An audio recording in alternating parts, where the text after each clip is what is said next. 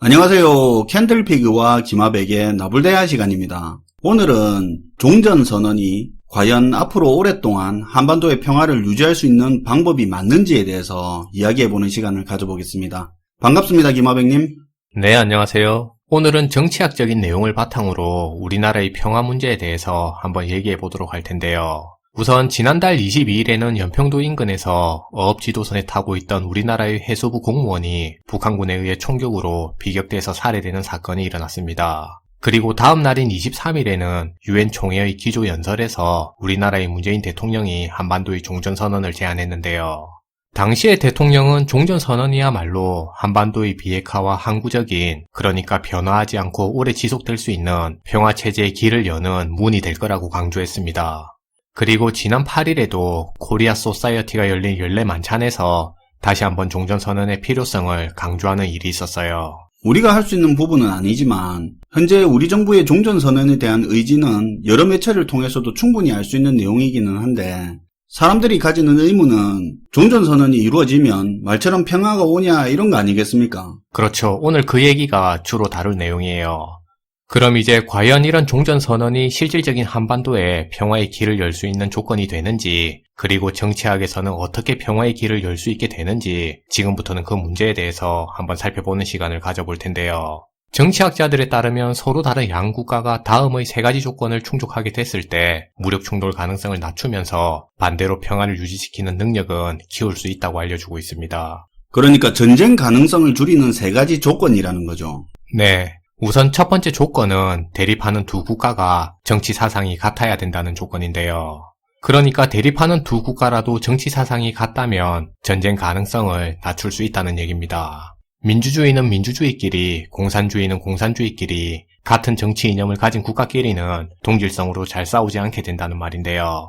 그래서 대립하는 두 국가가 정치적인 이데올로기, 그러니까 같은 정치 체제나 비슷한 사상을 가질수록 유리할 수 있다는 내용입니다.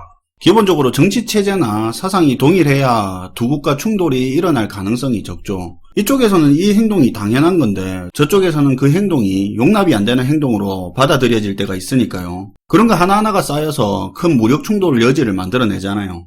네. 브루스 러셋이라는 전 예일대의 정치학 교수가 있는데요. 그 교수가 1886년도 이후로 전쟁을 겪은 나라들을 조사해서 연구 발표한 자료가 있습니다. 내용은 갈등 상태나 긴장 관계에 놓여있던 나라들이 어떤 상태에서 물리적인 전쟁으로까지 번지게 되는지 그 국가 간의 무력 분쟁 가능성을 연구해서 발표한 자료인데요.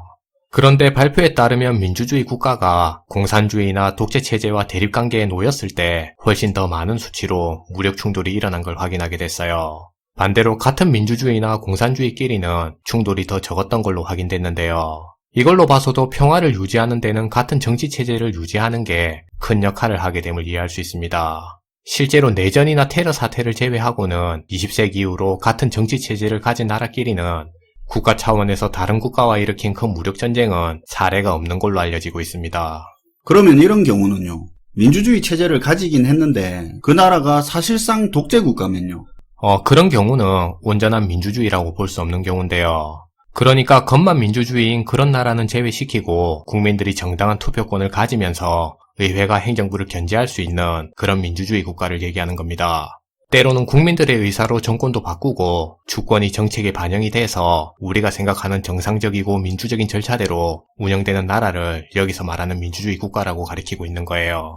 알겠습니다. 민주주의 껍데기를 가진 독재 체제면 이것도 민주주의와는 체제가 다른 걸로 보고, 연구에서는 갈등 관계를 가진 두 나라가 체제가 다르면 전쟁 위험이 훨씬 더 크다 이거죠. 그렇죠. 그래서 긴장 관계에 놓여있던 두 나라가 평화를 유지하기 위해서는 우선적으로는 두 나라의 정치 사상을 통일시키는 게 유리할 수 있다는 말인데요. 그래야 최소한의 오해나 갈등을 줄이면서 평화의 문턱으로 진입하는 데 유리할 수 있다는 내용입니다. 서로 정치 사상이나 체계가 같은 게 가장 기본적인 평화의 첫 번째 조건이 되겠네요.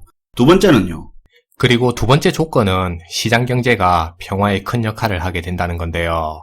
기본적으로 두 나라 간의 군사적인 충돌을 예방하기 위해서는 현대사회에서는 교역이 활발해야, 그래서 양국가 간의 경제적인 의존도가 커져야 평화도 지속적으로 유지되는 데 유리할 수 있다는 내용입니다. 아무래도 상대국에 대한 경제적인 의존도가 커질수록 무력 충돌로 인해서 받을 피해 규모도 그만큼 커질 수 있게 되는데요.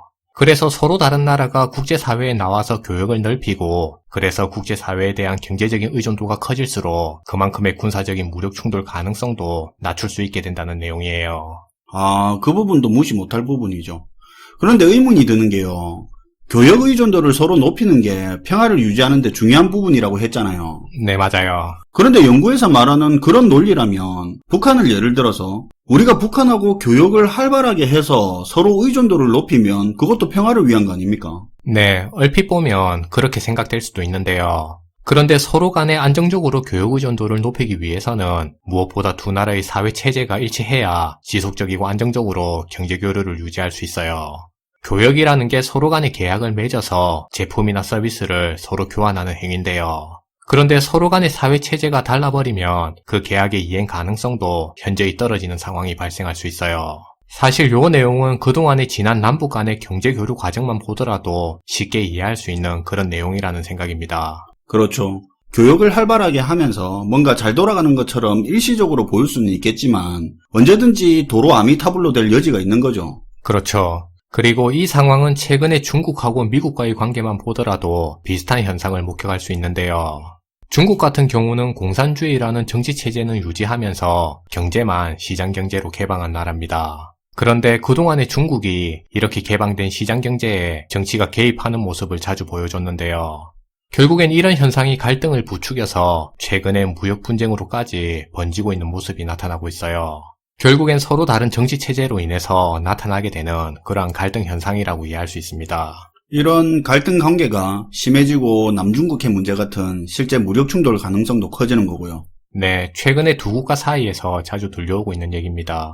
거기에 따라서는 중국이 너무 커져서 미국이 견제한다는 관점으로 볼 수도 있겠지만 어쨌든 미국은 중국의 특허 침해 문제, 보조금 같은 자국 기업 특혜 같은 걸 문제 삼고 있죠. 그런 게 공산주의 중국 관점에서는 문제가 없다고 생각할지는 몰라도 자유무역을 중요하게 생각하는 미국한테는 인정할 수가 없는 부분이죠. 아무리 두 나라가 경제적으로 엮여서 서로 의존도가 높아졌다고 해도 언제든지 한순간에 틀어질 수 있는 건 맞는 것 같습니다. 네, 맞아요. 그래서 서로 다른 국가가 교역 의존도를 높이기 이전에 무엇보다 정치 사상이나 사회체제의 동질성을 유지하는 게 평화를 위한 선결 과제라고 이해할 수 있을 것 같습니다. 그러니까 갈등 관계나 긴장 상태에 있는 두 나라가 평화를 유지하기 위해서는 최소한의 정치체제가 하나로 통일된 상황에서 경제 교역을 확대해야 전쟁이나 무력 충돌 가능성을 낮출 수 있게 된다는 이야기네요. 마지막 세 번째는요.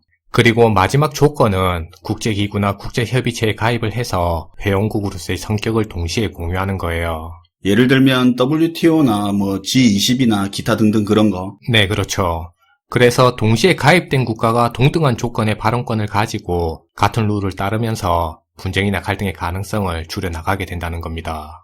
동일한 국제 규범을 따르게 되고 서로 간에 이해 충돌이 있을 때는 또 회원국들 간에 중재도 있을 수 있으니까 한 번 더 평화를 위한 장치를 걸 수 있겠네요. 그렇죠. 그래서 결론적으로 서로 간의 긴장관계나 대립관계에 놓여있는 국가들이 평화를 유지하기 위해서는 앞에서 말한 세 가지 조건을 만족해야 평화도 안정적으로 유지될 수 있다는 결론입니다. 정치체제를 동일화시키고 교역을 확대하고 그리고 같이 국제기구나 협의체 안에서 활동을 해야 오랫동안 평화를 유지할 수 있는 환경을 조성할 수 있는 거네요. 이런 거 보면 평화라는 게 선언이나 그런 걸로 한 번에 얻을 수 있는 건 아닌 것 같습니다. 오늘도 잘 들었습니다, 김하백님. 네, 감사합니다.